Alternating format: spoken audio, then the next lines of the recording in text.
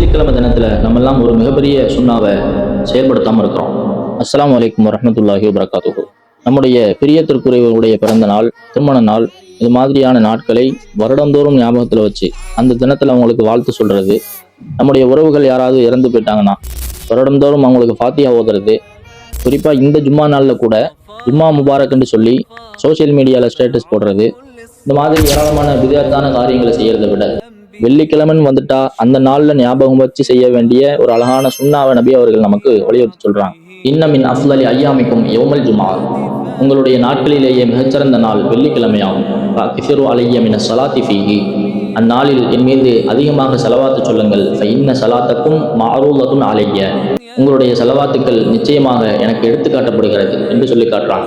அதே மாதிரி முஸ்லீம்கள் வரக்கூடிய இன்னொரு நபிமொழியில சொல்றாங்க, மன் சல்ல அலைய வாஹிததன், யார் என் மீது ஒரு முறை செலவாத்து சொல்கிறாரோ ஸல்லல்லாஹு அலைஹி அஷ்ரா, அவர் மீது அல்லாஹ் 10 முறை அருள் புரிகிறான். எனவே உலகத்தில் இருக்கக்கூடிய அனைவரையும் விட பிரியத்திற்குரிய நபிகள் நாயகம் ஸல்லல்லாஹு அலைஹி வஸல்லம் அவர்கள் காட்டி தந்த இந்த சுன்னாவை வெள்ளிக்கிழமைகளில் தவறாமல் செயல்படுத்துவோம். அது மட்டும் இல்லாம நபி அவர்கள் நமக்கு எந்த அளவிற்கு பிரியத்திற்குரியவர்கள் என்பதையும், அவங்க மேல நமக்கு செலவாத்து சொல்வதற்குண்டான வலியுறுத்தல்களையும் குர்ஆன்ல அல்லாஹ் சொல்லி காட்டுகிறான். அதை பத்தி என்னன்னு தெரிஞ்சுக்கணும்னா சூரத்துல் அஹ்ஸாபினுடைய 6வது வசனத்தையும் 56வது வசனத்தையும் எடுத்து இன்ஷா அல்லாஹ் வாசிச்சு பாருங்க.